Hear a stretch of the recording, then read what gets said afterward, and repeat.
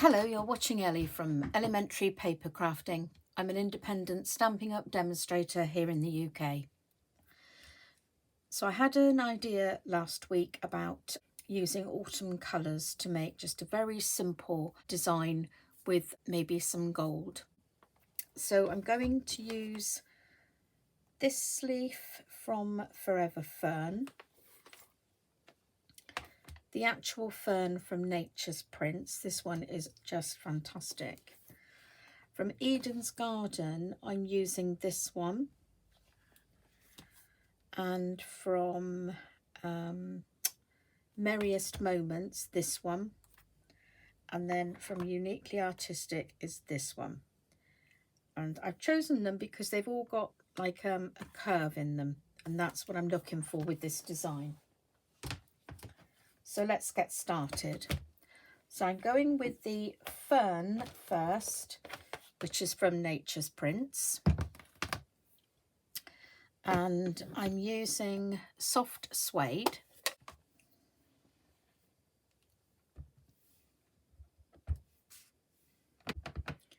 And I'm just going to start there and just do a secondary there. So we've got the two shades of soft suede. Then I'm going to come in with Cajun Craze.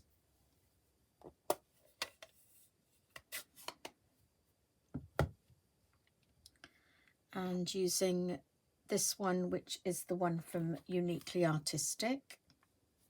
I'm just going to do just a few of these in and around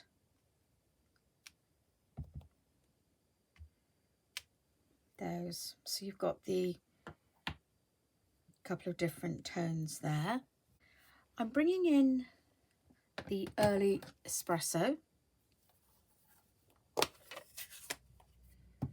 And the next stamp is from Merriest Moments, this one.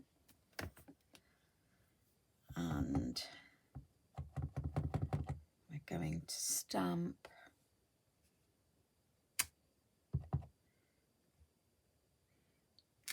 very dark one, this, but I do think it makes a good contrast with the other colours.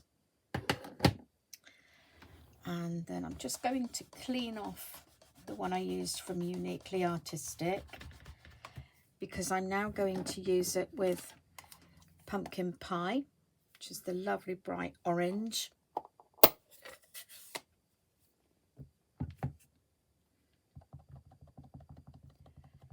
And I'm going to do some, I don't want the stem on this, I just want the leaves. So I'm actually going to try now to not stamp the stem at all, just the leaves. Okay, I'll just do a little bit there. So the contrast between the espresso and the pumpkin pie I think is absolutely gorgeous here. So that's all the coloured stamping I'm going to do. Before I do the next part, I'm just going to run my heat gun over it just to make sure all that ink's dry. The next stage is to take my embossing buddy. This is just a little sack of powder that takes away static, and I'm just going to pat it all over my work.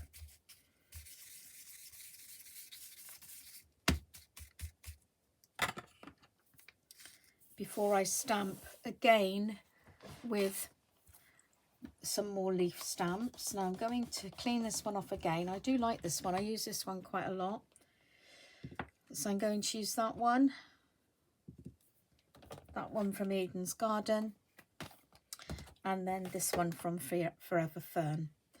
And with that, I'm going to use some Versamark clear ink.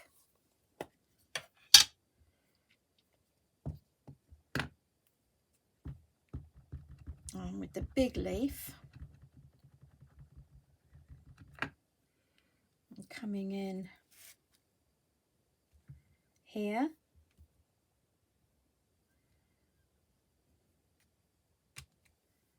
And then with this one,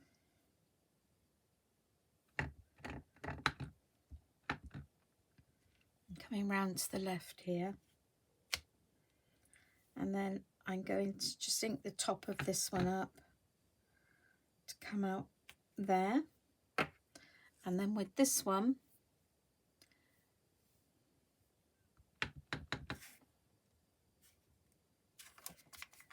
again, take the ink off that stem and only ink up the leaves, just to bring a bit of gold in here. Okay. Then I've got my gold embossing powder, which I keep in one of these little plastic boxes. I found that's the best way to use it.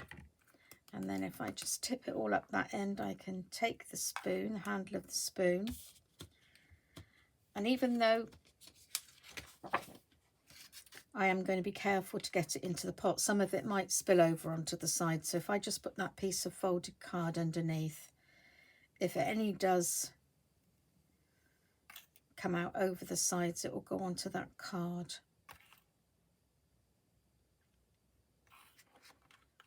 And then just knock off all the excess. Now, some of our stamps are what we call distinctive stamps, and that means that the stamp doesn't deliberately ink up at the same depth all over. So if you get anything like this where it looks like the powder hasn't stuck, the stamp is actually meant to be like that. If you look at it here, you can see different shades. That's because it's designed to pick up more ink in some areas to give it a more natural depth. So I'm just going to move that out of the way and put all this powder away. So can you see, it's so economical. This lasts literally for years. I have definitely had this for many, many years. So that's just got all that off there. And then I've got a bigger brush that I just use to get any off my mat here, and then just shoot that down into the pot as well. There's even a bit there, but we'll have to forget about that. Okay, so put the lid on that. As soon as you're finished with it, always put the lid on it, because you don't want any accidents. I'm going to switch my heat gun on again now.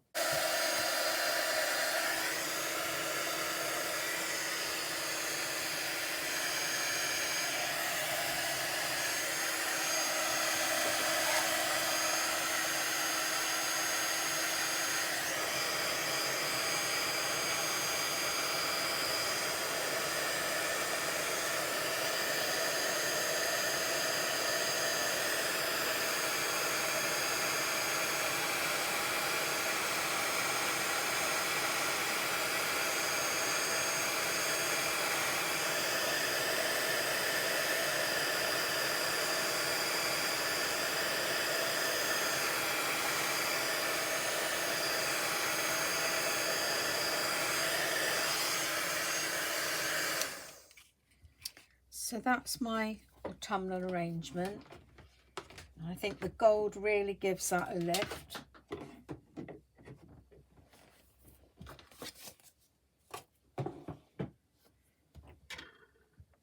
So I'm just going to leave that to dry for a moment. Sometimes when you've heated it, the gold gets a little bit sticky. So it's always a good idea to give that half a minute or so to dry off. And while that's happening, I'm going to show you this. This embossing folder is like a bark effect. Now, I don't think it's available anymore, which is a real shame, but it came in a suite with the Beauty of Friendship stamp set and dies, which is still available. So you've got a whole set of dies with that. This is a gorgeous set. And it also came with some beautiful papers and the embossing folder. But if you want to make this card and you can't get hold of this, or you don't have anything similar, just use any embossing folder, or you don't have to emboss it. So I've chosen to do it so that the grain goes up.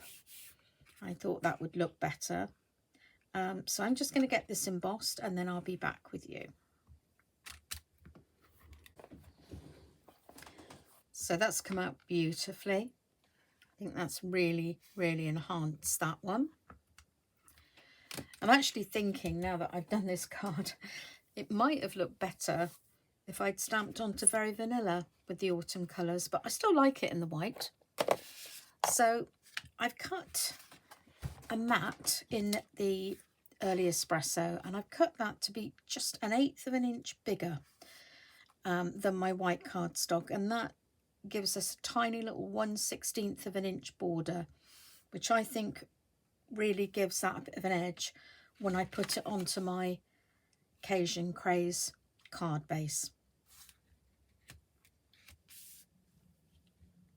So I've got a piece of twine here, and I really don't know where this came from. I've had it for a long time, but Stampin' Up do lots of twines and things, so I'm sure you'll find something similar. So my thought is to put this underneath here and just tie it in a rough knot on the front, just to give a kind of rustic effect. So just something like that. I think that's all it's going to need. So I'm just going to tie a reef knot.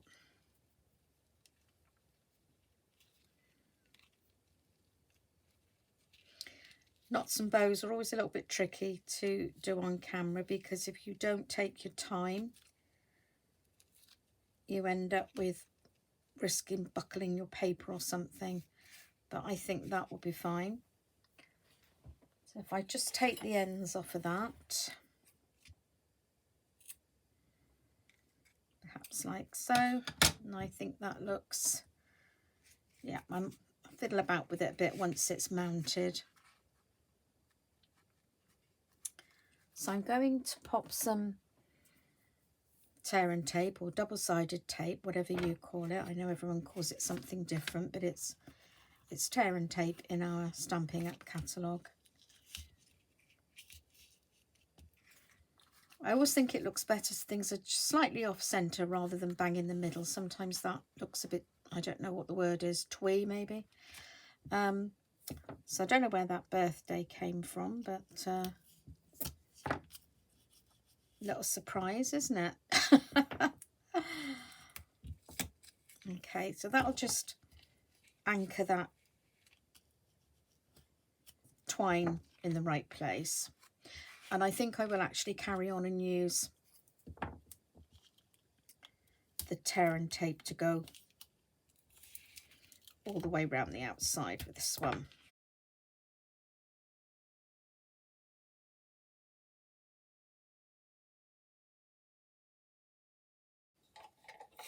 I'm going to come in with my bone folder and just go over all of that again, just to make sure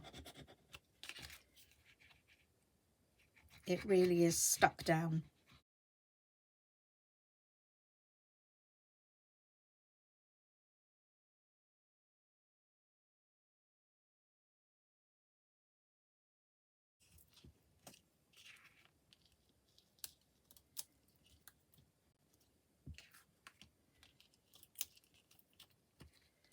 And finally, I'll pull the release paper off of these two extra pieces I put there.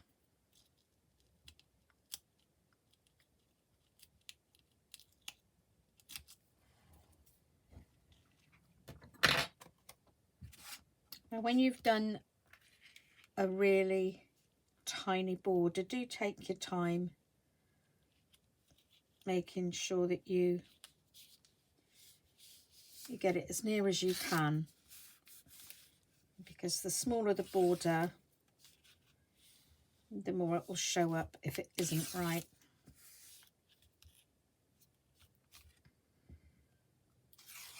And just take your time to make sure it's really stuck down well. Okay. Okay. And I think it really does look nice when you do a double map like this. So for that, I'm just going to use my Tombow multi-purpose glue.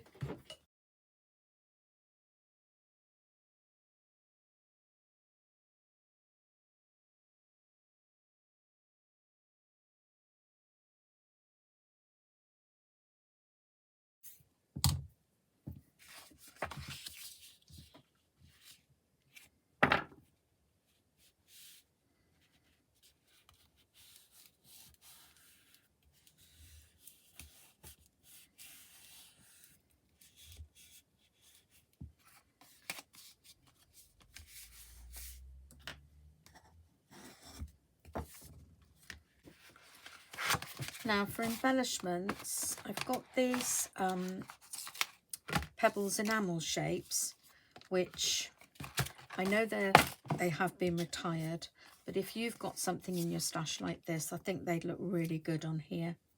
And these are so easy to use.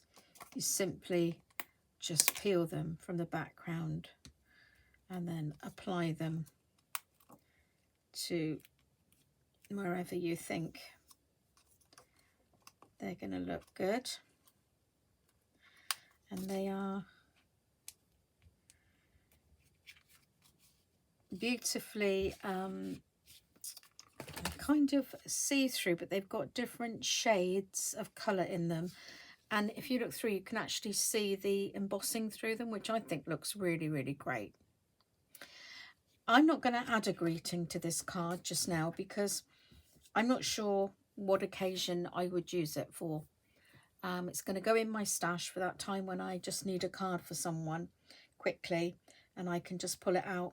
But I think it would be nice to be sort of a thinking of you card or something like this, you know, where you could just put a lovely I miss you, haven't seen somebody for a while, or I'm thinking of you, just in the top corner there, or even at the bottom. Just a very simple thing. So that's today's autumn feel card. I hope you've enjoyed the video. I'd really appreciate it if you gave me a thumbs up for this. It does help the algorithms. Also, if you're not subscribed, I'd love it if you would hit that subscribe button. If you're interested in buying any of the items I've used today, you will find a link to my online store in the description box below. And in the description box, I'll also add links to the current downloadable digital catalogues. Once again, thank you for watching, and I hope to see you again soon. Bye-bye.